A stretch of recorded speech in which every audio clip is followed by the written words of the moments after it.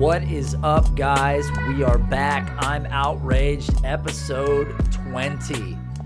They just keep piling on. It's just consecutive, one after the next. Here I am, week after week after week, attempting to do my best as this room becomes more and more and more barren. At this point, it's going to get to a point where you're not even going to see a shadow on the wall. I'm going to have to pack that up as well because my wife is on a tirade. We're packing the whole house up ASAP. Got to get it out of here. House has gone pending. We are fixing all the repairs that these people asked for. It wasn't that bad. I think last week I told you guys that it was going to be a nightmare. These people could have held us over the proverbial barrel, as I've heard before, and they didn't. They did not. They missed their opportunity. They could have leveraged, like we talked about with homeowners or buyers these days. They come in high, and then they ask for 1 billion repairs. You know, can you move the house back 2 feet? No, we cannot move the house back 2 feet. Then I want $3,000 back. So they came to us with very meek requirements. Like I said, I have like a bad window that would be like $3,000 to replace. And if I was purchasing the home, I would have said, listen, I'd like the window concession door replaced. They did not even ask for that. They're like, you see that shingle up there? I'm like, that one? They're like, no. Up 5 from there, over 2. I'm like, oh, okay, that one right there. They're like, nope, over 1 more. I'm like, oh, okay, over 2 from there. I gotcha. They go, yeah, can you have somebody tar that down a little? That's it? That's what you want me to do? I mean, this is the most favorable situation I could have ever asked for. And I appreciate it. These people apparently don't need many alterations made. They like the house the way it is. We liked the house while we were in it.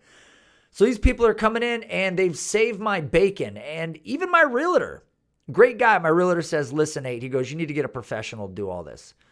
Admittedly, I can do many of the items that they would like me to do. But my realtor, being the guy that he is, says, listen, we need to get him receipts. This needs to be licensed, bonded, blah, blah, blah. Makes sense, right? If you were buying the home, you would like to know that these repairs were done by somebody who does this professionally. So I said, fine.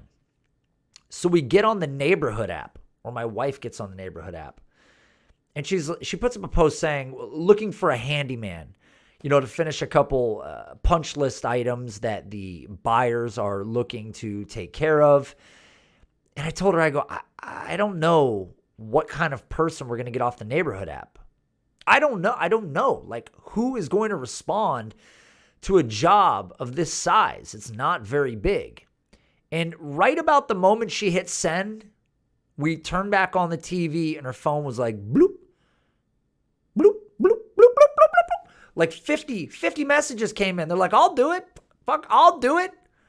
Like, even in the thing, it said like, hey, need someone to crawl under the house. Apparently, the inspector found, a bird got caught under there. It must have come in through like the dryer or something. So there is a bird that is deceased. Actually, you know what? Let's have a moment of silence for the bird that deceased after crawling through my dryer vent. So bow our heads here for a moment. All right, so that bird's going to get put in a trash bag and drug out from under the house. Didn't know it was down there. Disturbing to find out, in fact. I've sold a couple homes over the years. It's not my first rodeo, even though I've never been in a real rodeo. And I've never had an animal under the house. I've crawled under many houses. In fact, we have a patron in this group, Mr. Justin Pulu.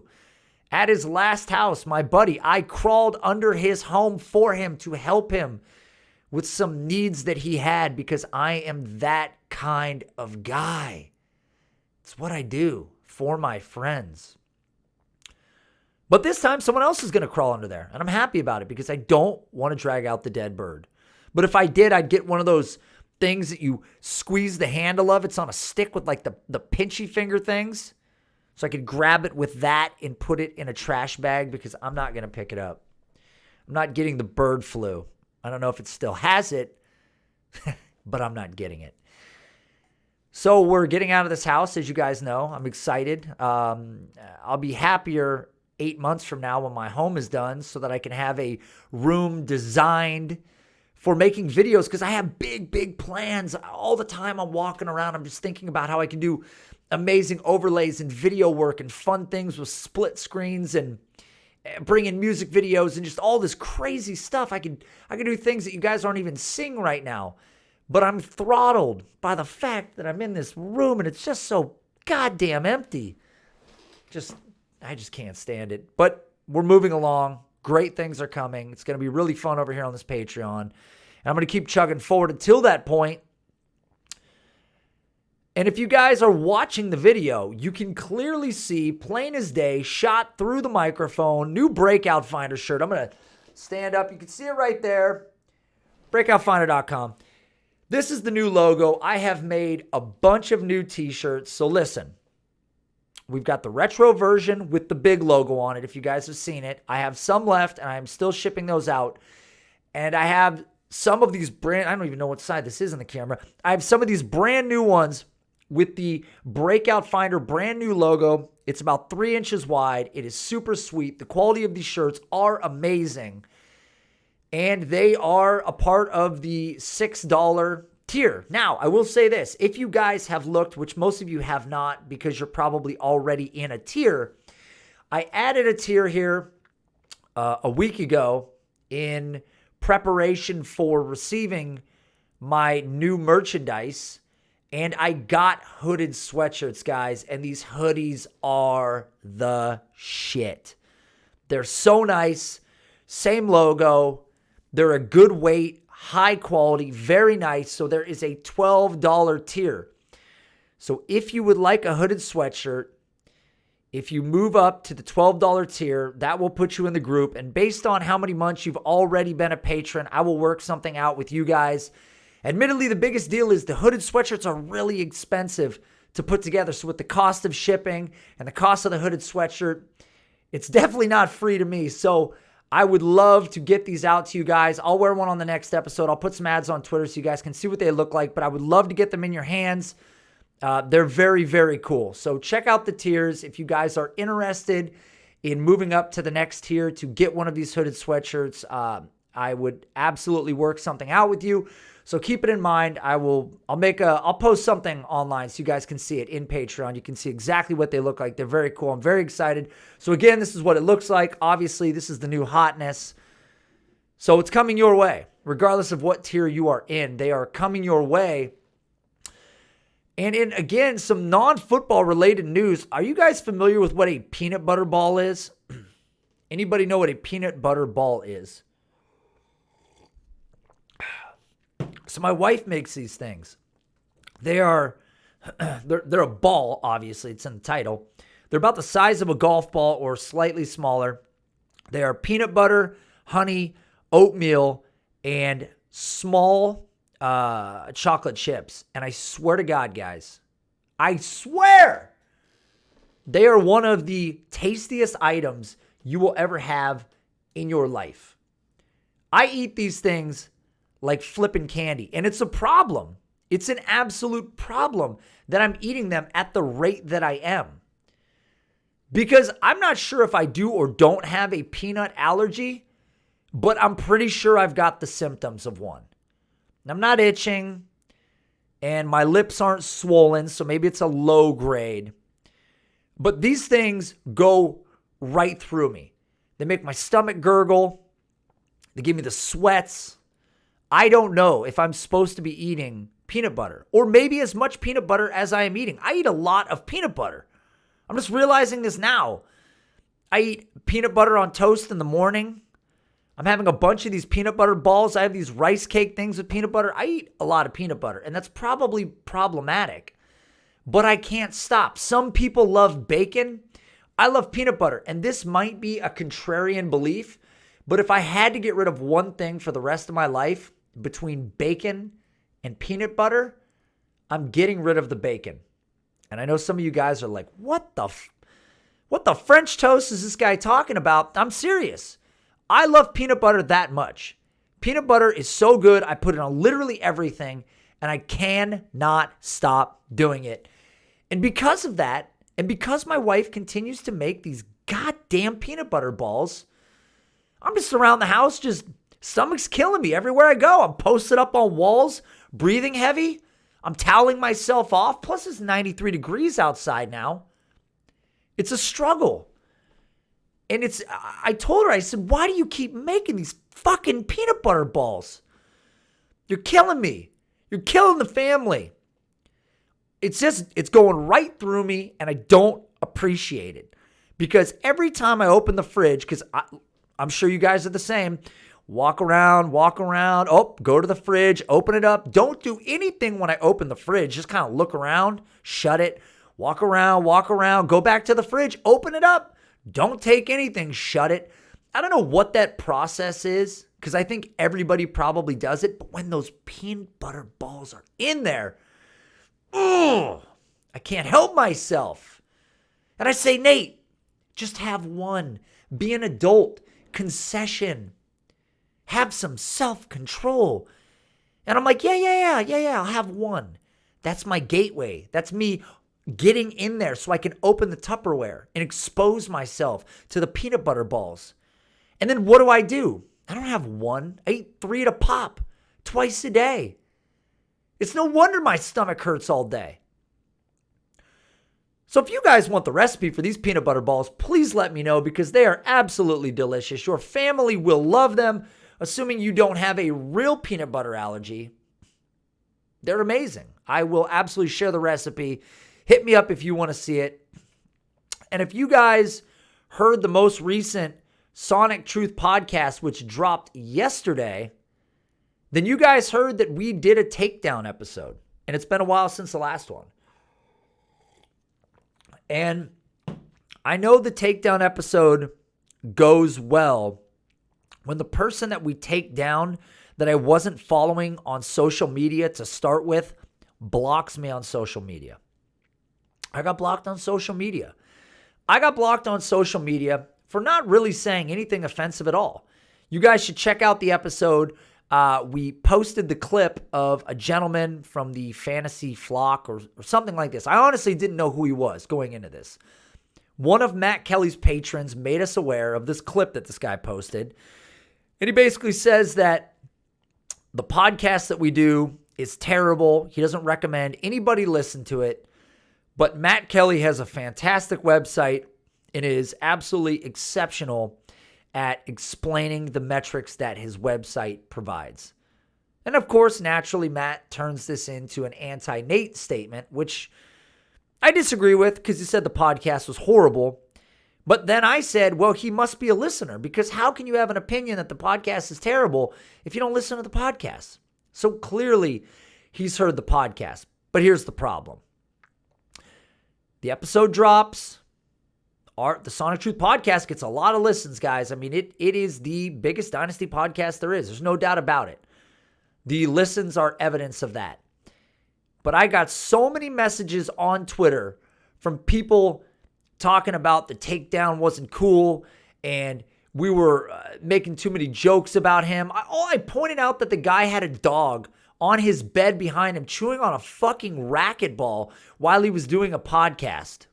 Now, I can't help the fact that my room has no foam on the walls anymore or items to deaden the room noise, but my dog is outside the door right now. I don't know what she's doing. It's probably my fault. She's probably chewing on something, but she's not chewing on a racquetball in the same room that I'm recording with a microphone. Okay, valid. And then I make the joke that in about 10 minutes, his mom's going to come in and take his pillow that's halfway out of the case and fix it for him.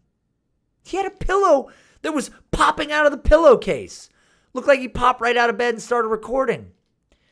And then I made a joke that his microphone was too close to a light, but it was too far away from him. Like the mic position was wrong. This is all we did, right? This is all we did.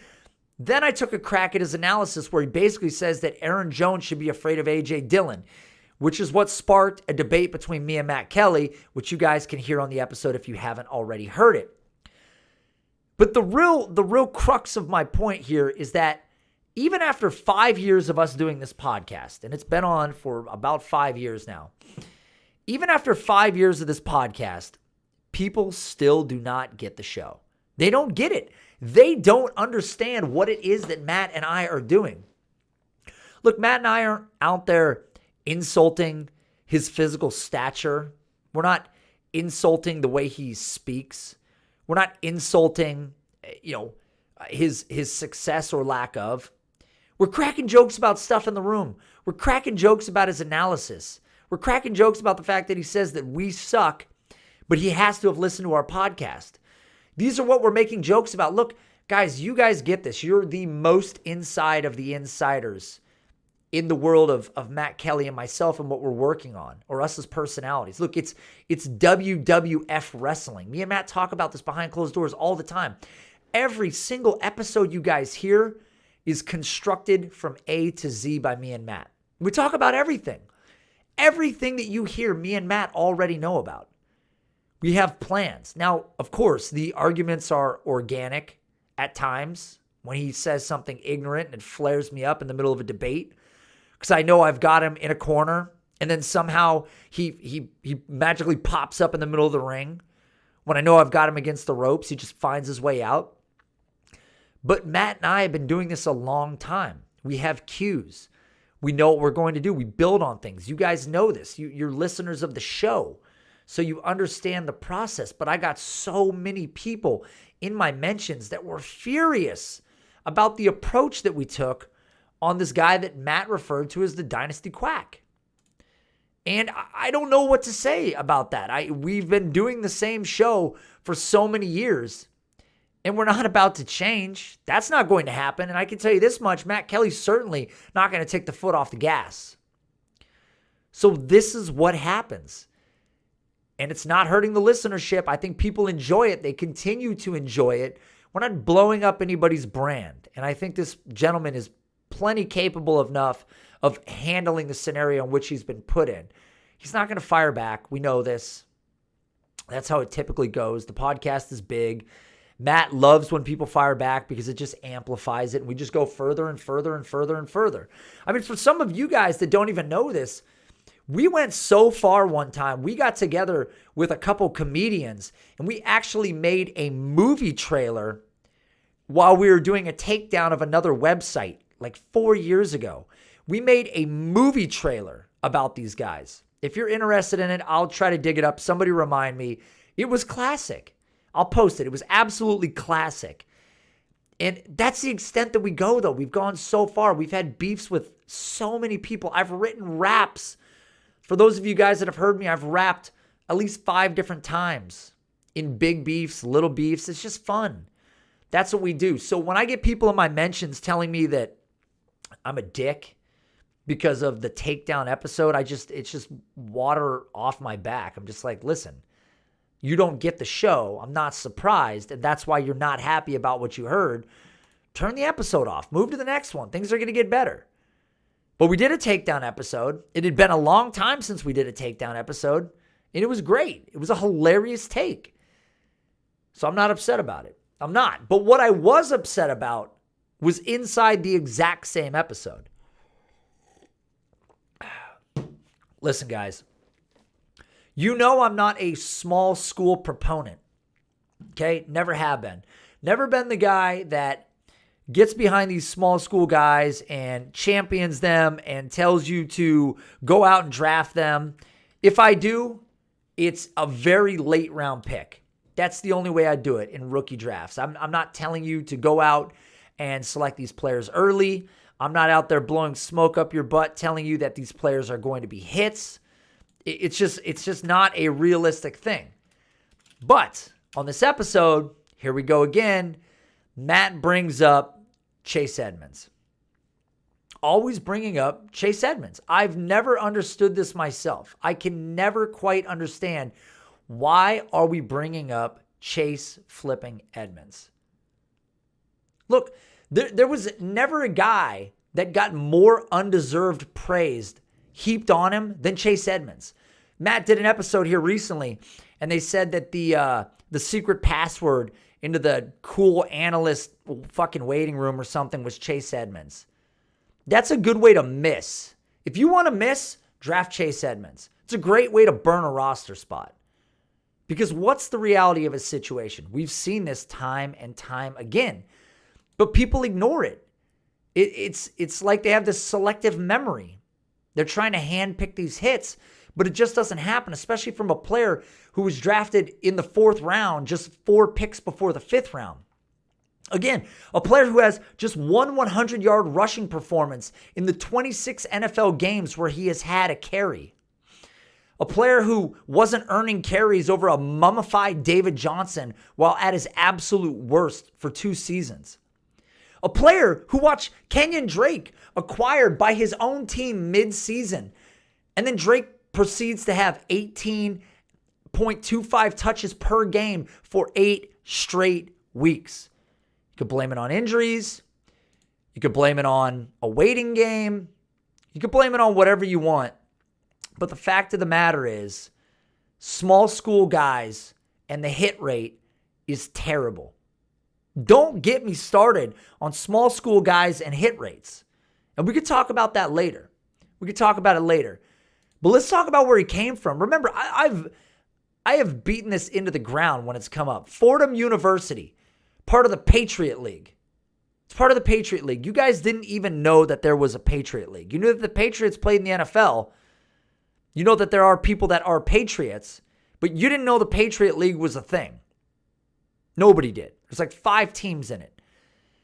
And if you're trying to find any stats on Chase Edmonds, good luck finding anything useful anywhere prior to joining the NFL. Because if his conference website is any indication of the level of competition that he faced in the Patriot League, then Chase Edmonds fans are in some real trouble. Because these websites are the worst things I have literally ever seen. I mean, these are the most low-budget websites ever constructed. Everything you look at is a PDF. You're just chasing PDFs all over the place. So I find it. I look up Chase Edmonds. Look back at some of his old college numbers that are vastly overrated because of the competition that he faced. I mean, look, the touchdowns are impressive, sure. But again, look at the competition that he faced. The yards per carry, the yards, the kick return, the receiving. He wasn't facing anybody talented. And to cite what he did in college is a slap into the face to any running back that plays in a Power 5 conference that we then cite later. Oh, Justice Hill put up monster numbers in college, but let me tell you what Chase Edmonds did in college. And not put any context to the fact that the guys that Chase Edmonds is facing in college are not even close to the worst guy that Justice Hill is facing in college. But then here we go. He gets drafted in the very late 4th round. Barely ever sniffs the NFL field. Why? Why are we so high on Chase Edmonds? You can even go back and look at Edmonds' year, his final year in college in the Patriot League, again, facing Patriot competition. Even prior to his injury, he was being paced by the teammates around him. I mean, D'Angelo Palladino. You never even heard of the guy. He never made it to the league. Was averaging 6.7 yards per carry, while Chase Edmonds was averaging 3.6 in 2017.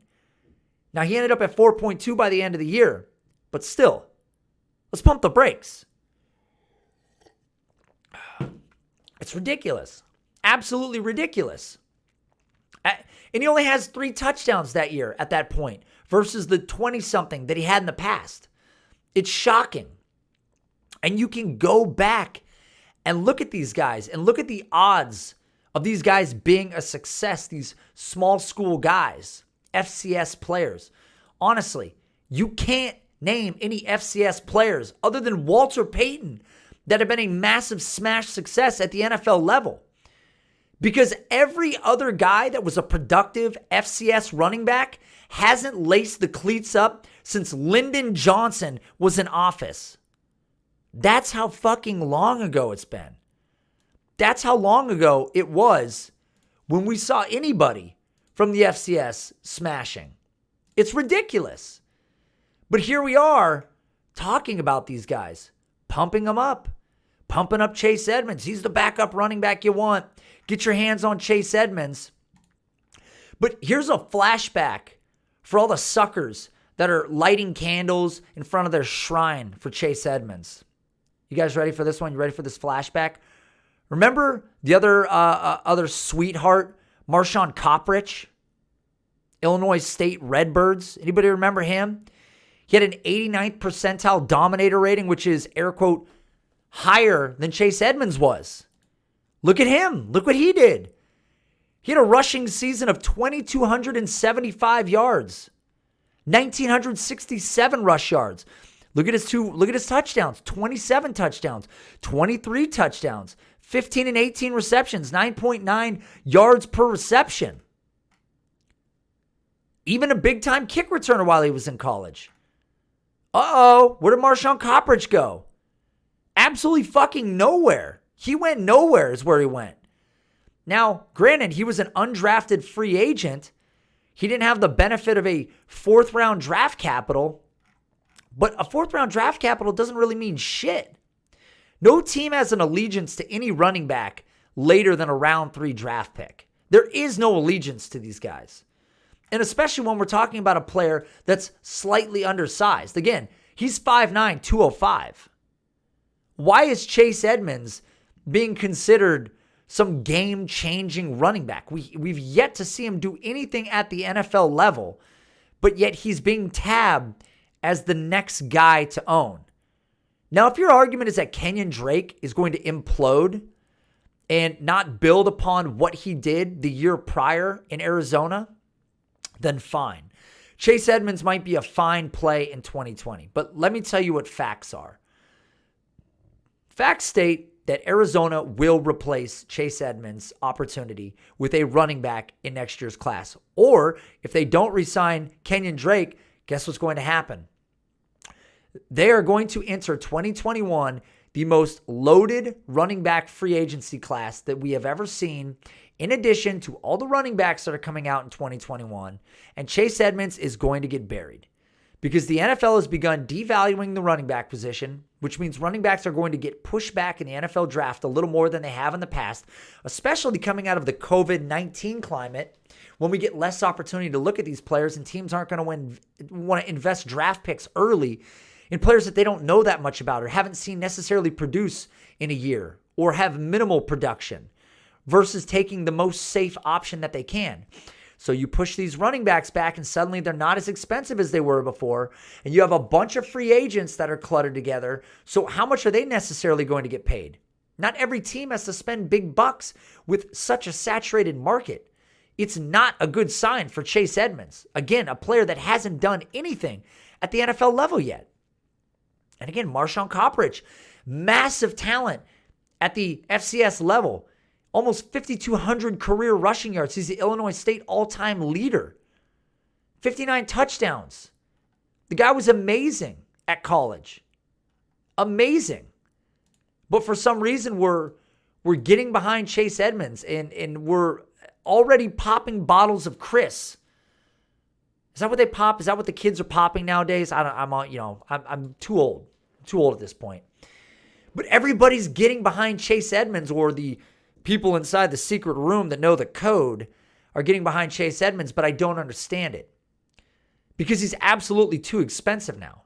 Chase Edmonds has become way too expensive for me to purchase, and it's purely on hype. Again, if you want depth in 2020, you could take a crack at Chase Edmonds. But we play Dynasty, and guys like Chase Edmonds do not make it. They do not make it. It doesn't work that way. And we've talked about this before. And here's an article that Russell Clay, my good man Russell Clay, wrote a couple years back. And it takes into account the hit rate by year in the league and a player's draft position. And if you look at a fourth-round running back, and this is based on any player having over 1,000 yards from scrimmage in a season, at least once, and you look at a fourth-round pick, Chase Edmonds is entering year 3 of his NFL career, and at this point now, he is at a 6.2% potential hit rate of having a 1,000-yard season. If he doesn't have a 1,000-yard season this year, which he will not have, it drops down to 2.5. You can go back and look at first-round running backs at the same point when Chase Edmonds has a 6.2% chance of hitting First round picks are still at a 46.8% chance, significantly higher. So draft capital matters. Fourth round picks after the first year, if they don't work out, they're dust. And the Arizona Cardinals have already validated to you that Chase Edmonds is not the guy. And Kenyon Drake didn't cost them much, and he's on a transition tag now. But if Kenyon Drake gets an extension, it's absolutely over. And even if Kenyon Drake doesn't, even if he plays out the transition tag this year and we go into 2021, someone else is joining this backfield. There are too many available players. If Kenyon Drake walks, why wouldn't Marlon Mack come here? Why wouldn't Phillip Lindsay come here? And Phillip Lindsay's undersized. That may be better for Chase Edmonds truthers. That's who they want to show up. But there are so many available players that are going to be on the move. Kareem Hunt is another name that comes to mind. Any of these guys sign in Arizona and it's over for Chase Edmonds. So if you own him, why not sell on hype right now? Why not sell on any opportunity you can to get him off of this roster? Last year, this was a team that ranked number 19 in the league in rush attempts. Number 19 in the league. Now, admittedly, the running back stable prior to the Kenyon Drake signing didn't look great. And Kyler Murray is also a big boon to those rush attempts. He had 93 himself. But Kenyon Drake should absolutely see the full workload next year. It's, again, evidenced by his current ADP.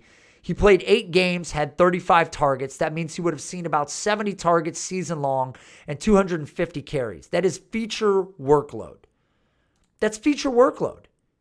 Chase Edmonds was averaging 4.62 carries per game. 4.62 carries per game. And you can go back and you can look at his game log, and it's not pretty. It's not pretty. I don't understand the hype behind Chase Edmonds. What is the allure of a undersized back in an offense that's proven that he's not going to be the guy, that's made every move to keep him behind a washed David Johnson or replace him with a running back that wasn't even being used in Miami? Literally, Miami was like, you know what? Kenyon Drake, just sit on the bench. We're not going to use you. Then Arizona takes him and they go, yeah, he wasn't getting used, but we're still going to put him in front of Chase Edmonds. And you can bring up Chase Edmonds' injuries all you want, but remember, that hit rate is a big indicator of opportunity. It's a big indicator of injuries that get filtered in there. And if Chase Edmonds is getting hurt, that's even worse for his potential. That's the last thing you want to happen. Because again, no team has an allegiance to a running back that was taken in the late 4th round. They don't owe him a damn thing. Especially when he hasn't done anything in this offense. So it doesn't matter how much you guys think that this guy is going to blow up. You can build this theory in your mind. You can pray that Kenyon or that Chase Edmonds is going to get on the field and get this boatload of carries and a boatload of opportunity. But it's not going to matter in the end because it's been proven time and time again. These guys don't get on the field.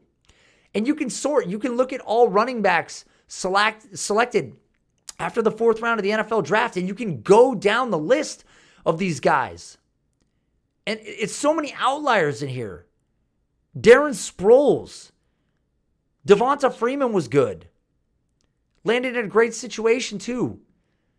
Alfred Morris, major outlier, but some of these guys are bigger too. It's such a fucking mixed bag. I mean, Chase Edmonds, for all we know, is Jaquiz Rodgers. Why is he not Jaquiz Rodgers? Why does everybody assume that Chase Edmonds is Devonta Freeman or someone even better than that? Why is he any of these other guys? But he's not the worst version of a player that you could comp him to like Jaquiz Rodgers. I don't understand. I'm not getting behind him. Historically, FCS players do not make it. 2017 should have been an indicator coming out of college, but people looked at everything else. And the small school production doesn't matter to me as much as the fact that when Kenyon Drake was acquired by the Arizona Cardinals from the Miami Dolphins, the minute that he showed up, he started averaging 18.25 touches per game. And that right there was the nail in the coffin in Chase fucking Edmonds.